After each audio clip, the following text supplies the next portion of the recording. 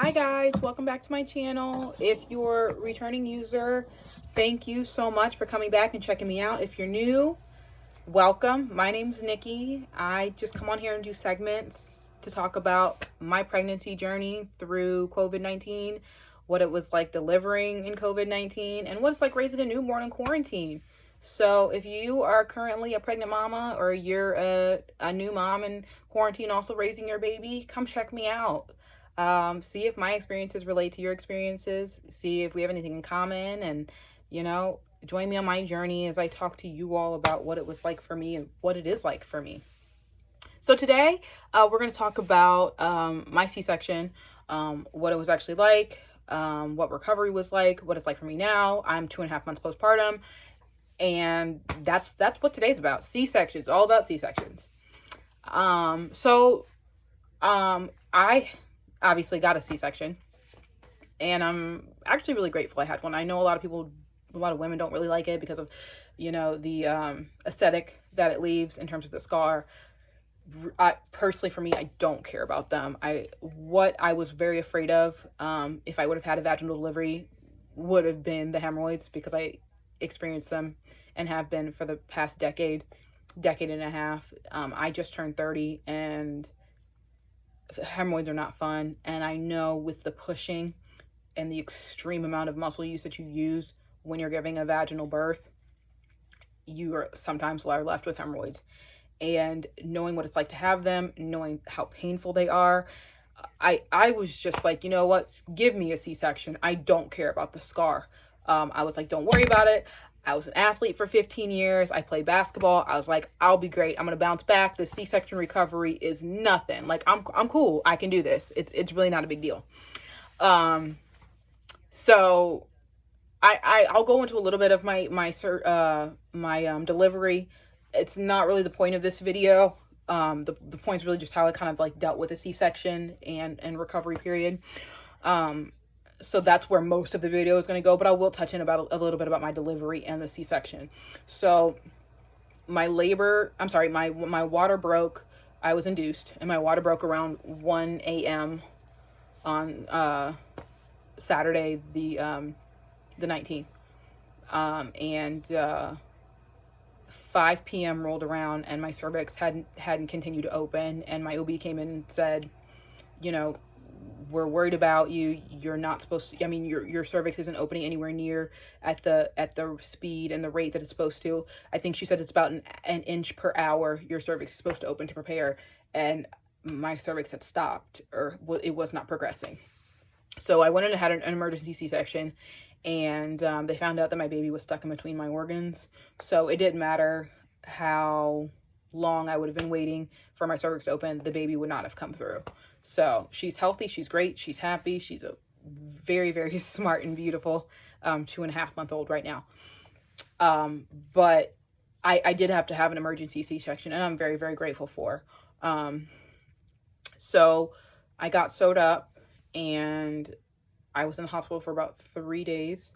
They asked me if I wanted to get released on Monday, and based on my mother and my sister and the father of my child's, collective opinion, they said, just, stay there. We would rather you get as much taken care of as you can possibly can in the hospital, have them check you out, make sure, you're not at risk for anything, make sure nothing happens, so that when you come home, you can come home for good.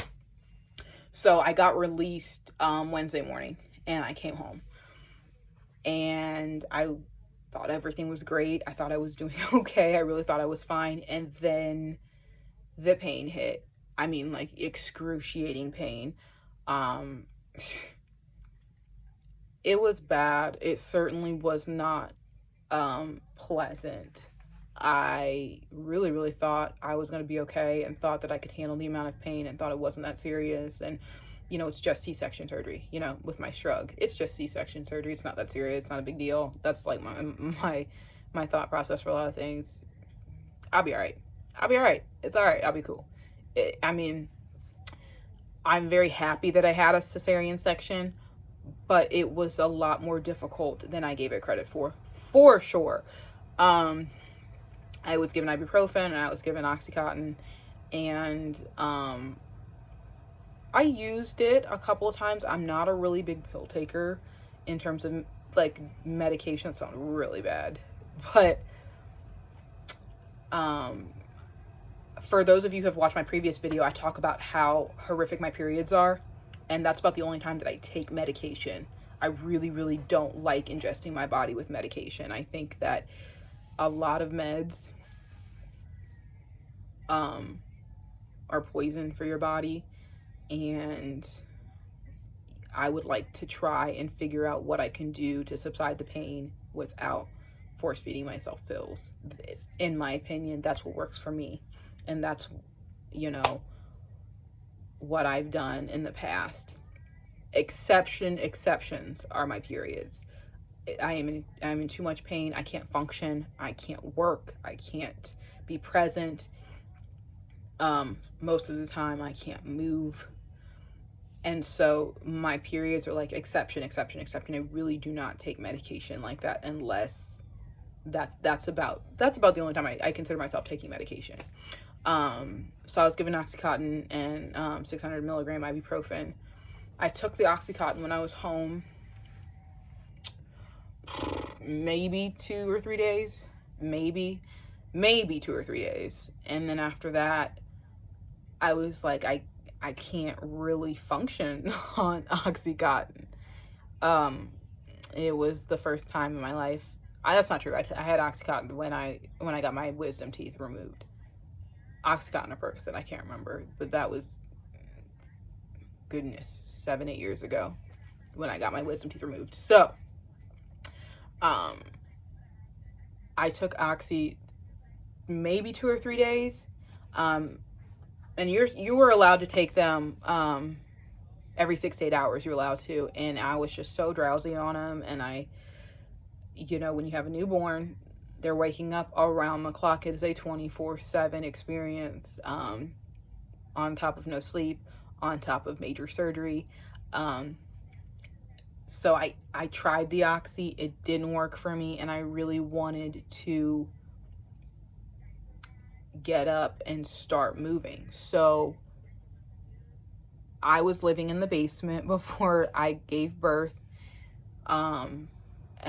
Before I gave birth, my parents made a room for me in the first floor. When I say first floor, I mean like the floor that you see when you walk into my house, not the top floor, not the bottom floor, but I consider like the middle floor, the first floor. So my parents made like a bed and like area for me, because I wasn't supposed to be going up and down steps on a C-section recovery. So I slept up there, and I was up there for about a week, maybe 2 weeks, I think. But after about 2 to 3 days, I stopped taking the Oxy. I wasn't really doing much moving. I was not showering. I hardly was eating. Just everything. You know, I think that's pretty normal coming off of, you know, giving birth and having a child and being in recovery. I'm not belittling myself or looking down on myself or looking down on any of you mamas who are, if you experience the same thing, on you, because it takes time. It really does. But I saw how I reacted off the Oxy, and I was just like, you know what? I'm just going to stick to the 600 milligram ibuprofen. So I put the Oxy, I like stashed it in a drawer somewhere, and I haven't touched it. And it hurt. It was very painful, just doing the 600 milligram ibuprofen. You know, I was very drowsy on Oxy, and I couldn't really function on Oxy, but it did help with the pain. It really did. But seeing how I was reacting off it, I was just kind of like, I don't want to do this anymore. Like, I just need to bite the bullet and like dig through the pain. Like, it'll get easier every single day. But I couldn't bend over. I couldn't walk them down steps. I could hardly walk to the freaking kitchen. It was difficulty getting up, just like using my muscles in my body to just lift myself up, because I was laid down on the couch. So anytime like I sat up or anything, like change your diaper or to walk over to the kitchen to get a bottle or get formula. That it was good that I was, had to do that because it allowed me to continuously move. But it was not easy. It was very, very painful. And so about 3 weeks, 3 weeks to a month postpartum, that's when I was like, okay, you need to start moving. Like, get your butt down the freaking stairs. You know, you got laundry you got to start doing. You've got to start showering on a much more consistent basis. Um, your daughter needs you to be active. It's okay if it's gonna hurt. It's supposed to hurt. You decided. I'm talking to myself when I'm doing this. You decided you weren't gonna take, the oxy pills. So get your butt up and get your butt to start moving. So I started going up and down the steps. I started, taking walks outside of the driveway. I started walking to the back to the laundry room and doing a couple loads of laundry. I was not all the way there at all a month postpartum, but I started forcing myself to do things. I started doing the dishes, maybe once or twice a week. My mentally disabled brother gets up every morning by 8 or 9 o'clock. So I was getting up with him and making sure he was getting his medication and making sure he was getting stuff to eat. And he has to call one of us, my parents or us, when he goes to the bathroom because he can't go to the bathroom by himself. So I was taking care of him when he went to the bathroom. I was doing all these things that were really forcing me to get moving. And again, it wasn't fun. It wasn't easy. I was angry. I was so mad. I was cursing like every single time in my head. Like, why the heck did I get a C-section? Why did I do it? But then when I went to the bathroom and I went to go pee and when I went to go take a poop, I was so grateful that I had a C-section because I didn't have to worry about my muscles in terms of pushing. I didn't have to worry about hemorrhoids. I didn't have to worry about any of that. Now, don't get me wrong. Like, the C-section surgery, they cut through your muscle. Like, it's no joke. Like, they really do cut through all of this. And they tug and pull and get it back together. So this is your abs, obviously. It's your stomach muscles. So this is what they're cutting through. And I'm still recovering, 2.5 months postpartum with the C-section. It's, every single time I cough or if I am laying down and I need an extra boost to get up, I feel it right here. It is not gone away, but I'm moving. I'm getting up. I'm walking around the neighborhood now. I'm walking around our cul-de-sac that we live in. I'm getting up and down the steps a lot easier.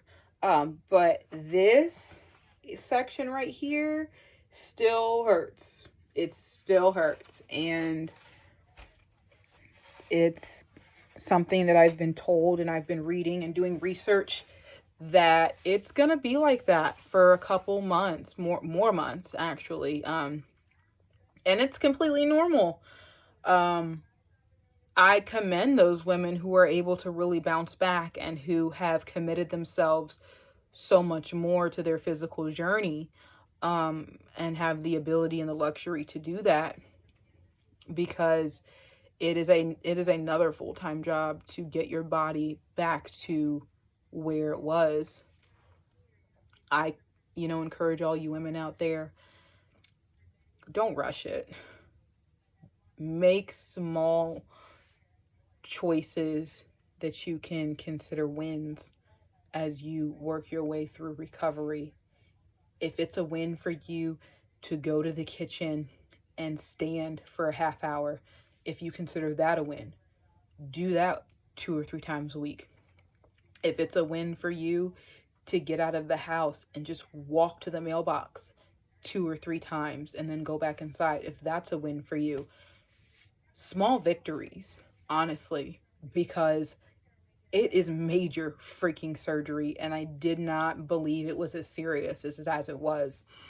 And my recovery, I don't consider myself a slouch. Like I said, I played basketball for 15 years and I'm a very active person. I love the gym. but you know, it's still freaking major surgery. They cut through muscles. You know, they rip your body open to pull out another human being.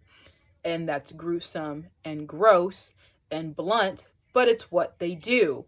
And so I'm not going to feel inferior anyway because I'm still gathering myself, my body, the pieces, everything back together so that I'm back to where I was before.